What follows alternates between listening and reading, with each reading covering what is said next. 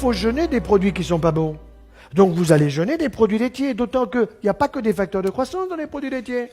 Il y a quoi? Ah ben ça, on va vous le dire. On va vous dire qu'il n'y a que du calcium. C'est un produit blanc, donc il y a du calcium, et quand vous allez tous finir en poussière, il faut absolument que vous en preniez, de toute façon vous finirez en poussière. Et les femmes qui consomment le plus de produits laitiers dans le monde sont en Suède, ce sont celles qui ont le plus d'ostéoporose. Pourquoi? Parce que ce que le lobby des produits laitiers ose vous dire en minuscule dans une astérisque en bas de page avec une loupe, il faut le lire, c'est que le calcium animal est absorbé au maximum par votre intestin, par votre tube digestif, à 40%. Ça veut dire qu'il y a 60% qui normalement foutent le camp dans les déchets. 60% dans les déchets. Par contre, on ne vous dit pas que le calcium végétal, celui que vous avez dans une pomme, dans une poire, dans des légumes, dans des légumineuses, dans des amandes, des noisettes, tout cela, tout ce qui est végétal, c'est 75% de l'absorption. Attention, si vous mastiquez bien. Sinon, vous allez faire des phytates. Et les phytates, vous les retrouverez tout simplement dans les déchets. Ça veut bien dire que le calcium végétal, c'est celui qui est le plus intéressant pour éviter une ostéoporose que je ne veux pas. Et que pour éviter cette ostéoporose, eh bien, il faut que je prenne plus de calcium végétal que de calcium animal, parce que le calcium animal, j'en absorbe 40%. Et si jamais j'en absorbe davantage, c'est possible. Si j'ai un leaky gut, c'est-à-dire si j'ai une porosité intestinale, la porosité c'est quoi? Vous avez un imperméable qui est poreux, il pleut, vous vous mouillez.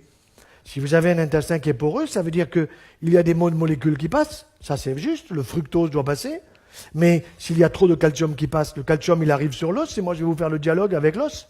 L'os il dit, moi j'en veux pas, j'ai tout ce qu'il me faut, dégage. Et où il va le calcium?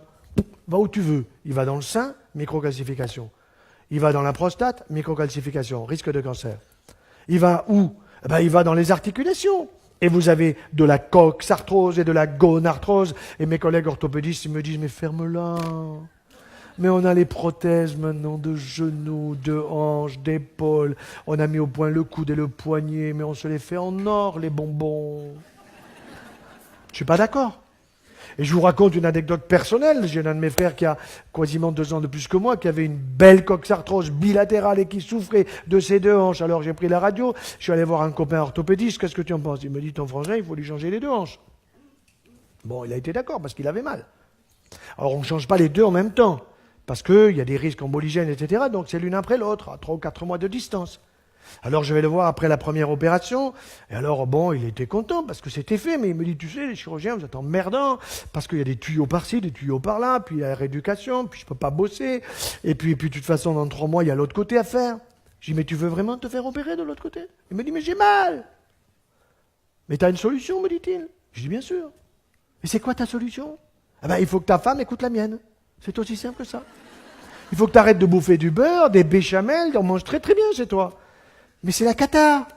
Tu manges beaucoup trop de pain. Ah, mais je me régale avec le pain. Ah ben oui, tu te régales, je suis d'accord que tu te régales parce qu'il est fait pour que tu te régales. Mais il t'esquinte la santé. 1, tu as du surpoids. 2, tu manges trop de produits laitiers. 3, tu manges trop de viande rouge. Et pourtant, un bon poisson, des fruits de mer, de la viande blanche. Bien sûr qu'un charolais, c'est bon 1 fois par semaine, mais pas tous les jours. Ah, mais le soir, ils vous disent, les gens, je ne mange pas. 3 tranches de jambon. D'accord. Bon. Bien sûr.